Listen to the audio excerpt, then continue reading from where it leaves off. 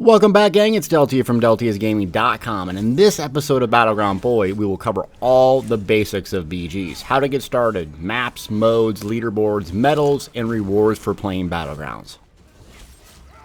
Battlegrounds is a 4v4v4 format in the Elder Scrolls Online and is non-faction specific. You can partner up with someone from the opposing faction and queue solo or in a full-man team, aka a pre-made.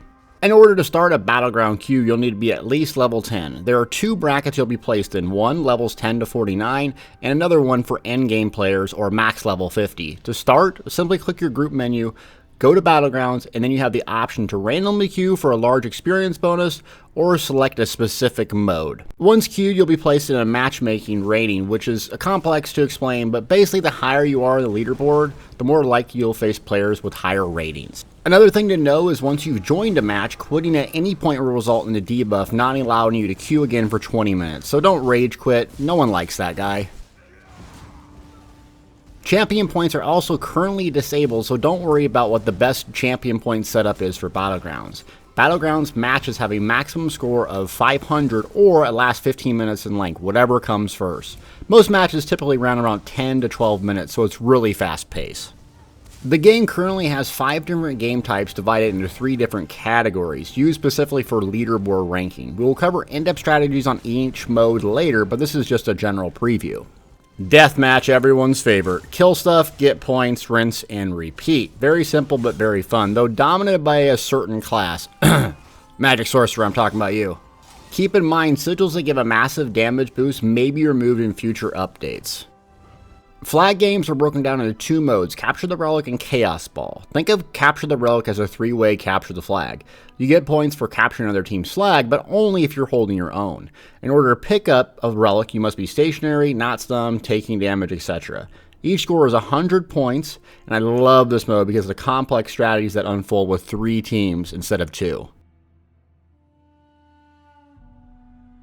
Chaos Ball is very simple. Pick up the ball, hold it, and you start scoring points. Though, the ball actually generates damage, and you produce like a red circle around you that if allies stand in will increase the damage or amplify it. So make sure you're standing, moving, but not standing clumped all together, or it'll be hard to keep onto that ball.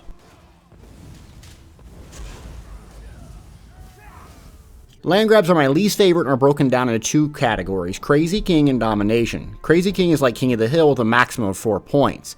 Think of the hill exactly like holding a resource. The more people on your team, the faster it flips. While Domination is very similar, it's a little bit more mobile with more capture points, and it speeds up the scoring rounds. These are my least favorite. I'll break down the maps in other videos with detailed strategies, but for the time being, know that there are 7 maps, including the new one in Wolf Hunter DLC, and more will be released in the future. Battlegrounds feature 3 separate leaderboards for each category: Deathmatch, Flag Games, and Land Grab. These reset weekly just like VMA, Trials, etc. The very odd thing to note about the leaderboards is the medals alone determine your overall rank, not wins and losses.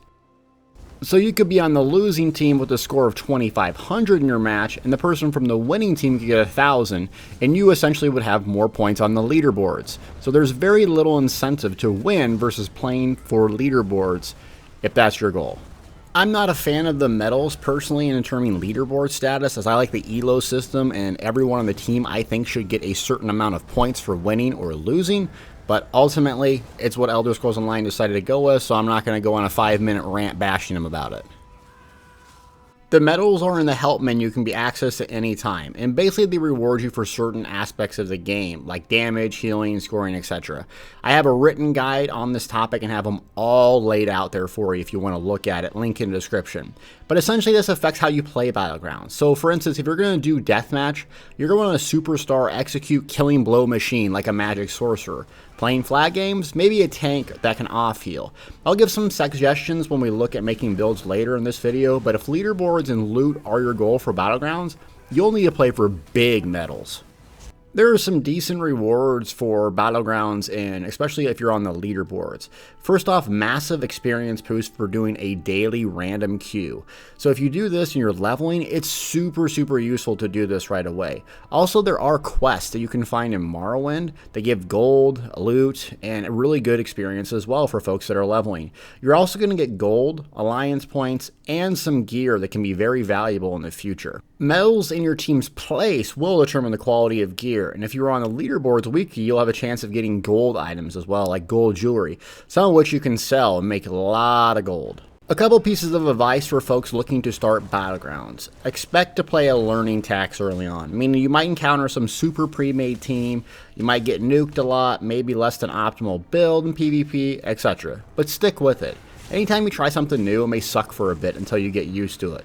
Once you start finding the modes you liked, optimizing your build for Battlegrounds specifically and no champion points, figure out your playstyle, things will turn around and it'll start being a lot more fun.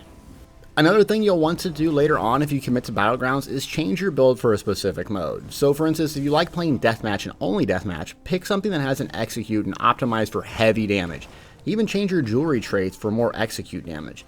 Yes, hybrid builds work, and this isn't applicable for every player, but the general advice is pick something, stick with it, and get really good at it, and you'll have a lot more fun doing it. And the last bit of advice is, should you play for fun or seriously compete?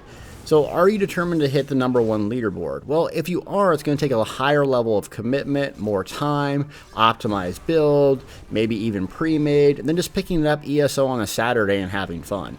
So if regardless of what you decide, think about if you want to be casual or hardcore and just adjust your play accordingly. So this concludes this episode, and next episode I'll give some general advice on class-specific strengths and weaknesses in ESO PvP as I see them. So if you like this series, looks good, and you want to make a commitment for Battlegrounds, make a brand new tomb, this video will be for you. Thanks for watching.